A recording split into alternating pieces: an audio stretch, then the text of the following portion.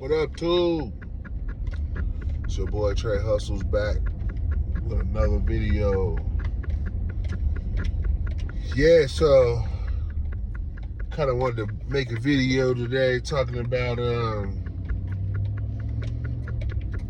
my experience just getting off of the platforms, the DoorDash Ubereats and Grubhub, man. Like,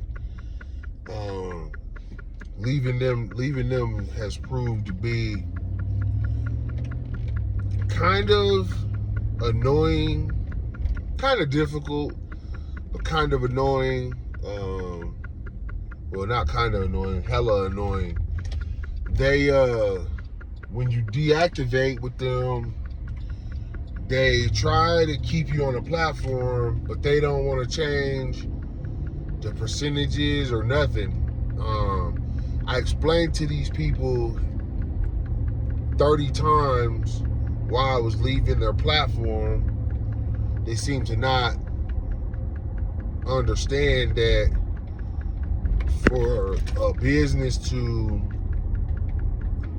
sell something for $33 and get $16 and change is not a good deal, and I'd rather not make those sales than give them half of my money. They do everything to try to keep you on the platform besides give you a lower percentage, which I know they give. I know for a fact that they give the bigger restaurant chains lower fees, lower processing fee, and lower commission. But I don't understand why they don't give it to us. Well, I kind of understand. I understand, like, basically, I guess I kind of understand, like, they got to make their money off of somebody, right? So, if they give everybody, I don't know the exact percentage that they give these big companies, you know what I'm saying? Like the McDonald's, the Chick-fil-A's. I don't know how much they give them. I would imagine it's probably like a 10 or maybe 15% commission or something like that, but whatever. I don't really care. I don't work for them. I don't make money off of them, so whatever. But I asked them if we could, if you want me to stay on the platform, you give me 20%, and maybe I'll stay, because then I'll at least be making a little bit of money, and also drop the processing fees down, because the processing fees that they have you paying are crazy, because I have Toast, and when I look at my breakdown, the processing fees for my average order is about $30, $32, whatever, on a given day. It's between $28 and $35 usually on a day, right? They're not taking half of my money, so that's not gonna work, man. Like, if I could take half of a business's orders without having a restaurant, without having to buy the stuff, without having to do all that, and then I watch a bunch of YouTubers. Shout out to Paid to Drive. I've been watching a lot of his videos, and it seems like these DoorDash drivers are getting dicked around on as far as their money too. So it seems like to me like these third-party platforms, these delivery food platforms are just basically a scam. They're just jugging everybody. They just jug you. So my other business, I do e-commerce. I sell, I have my own websites for those, but then I also sell a lot of the products on eBay and a couple other little marketplaces, Poshmark and stuff like that. I gotta do vintage clothing and stuff. Yeah, man, they don't take those crazy fees. I mean, their fees are to me still kind of high, but there's still a good profit for me to make.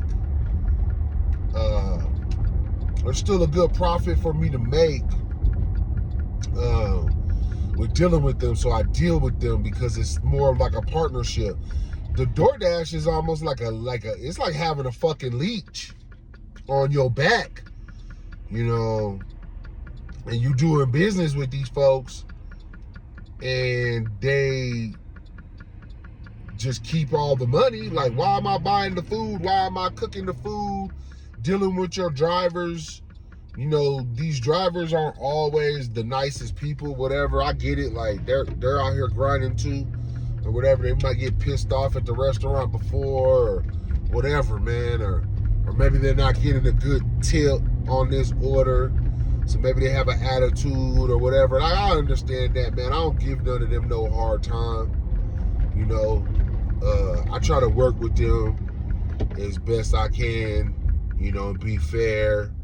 You know, sometimes if we get a lot of orders in one quick influx, we get an influx of orders, I'll just, you know, sometimes if a DoorDash driver gets there and, you know, they're sitting there for, you know, a good minute, I'll go ahead and go in the back into the kitchen and I'll have them expedite that order before another order, maybe, if the driver's already sitting there.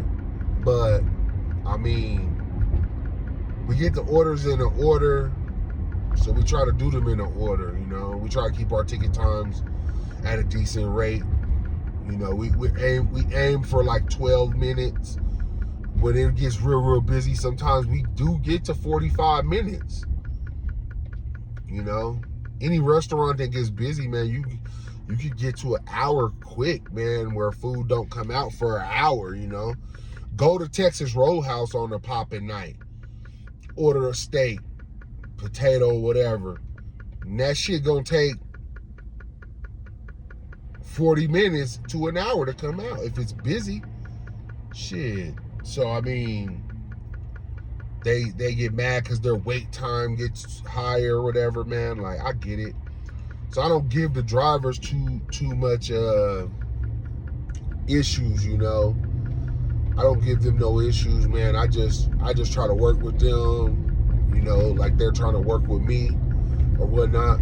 But we're both getting shafted by these third parties, man. Like, period. We're getting shafted by them.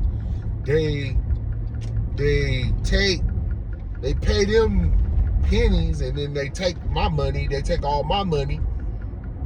You know what I'm saying? And then they make record crazy profits, you know? So if,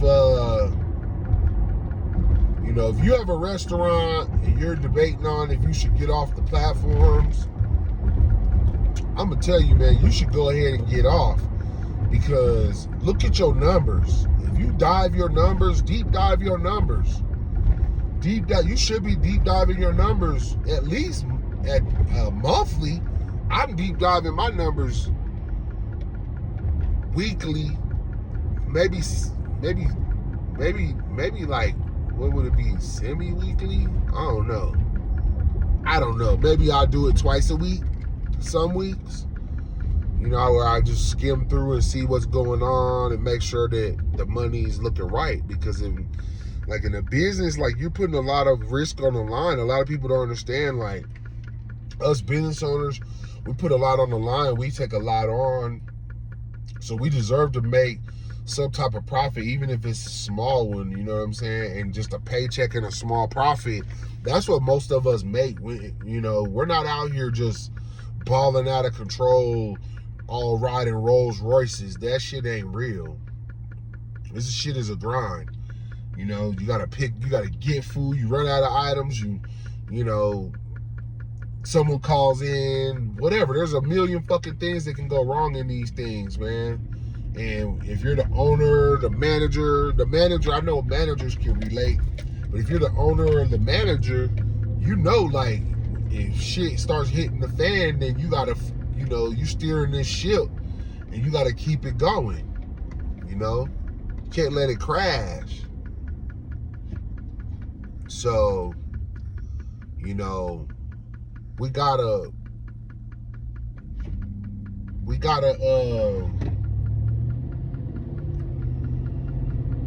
what am I trying to say? Oh, we gotta make sure that our numbers are looking right, because like doing DoorDash for me was putting me at an operating loss.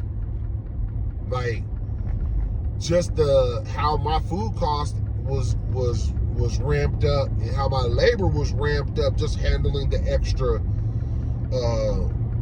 orders. And I'll tell you, I was probably doing, to give you some context against what your restaurant's doing, I was doing $15,000 to $20,000 a month on these platforms, right? But when I saw the money that was going in my bank account, I saw that they were taking all that money. There wasn't leaving me no profit off of that. And I saw that off of what I was bringing in, my foot traffic and my ads I was running, and me handing cards to people, and word of mouth from people, and just getting good Google reviews and stuff like that. I started looking at those sales channels, and that money to profit's great. So my total revenue goes down a little bit. But if you're looking in your POS at your numbers, I guarantee you, if you're doing DoorDash, your POS and your bank account numbers don't match. They're probably taking half of the money you're making off of DoorDash. So if you're doing 10 grand, you're only getting like around 5 grand from them. So,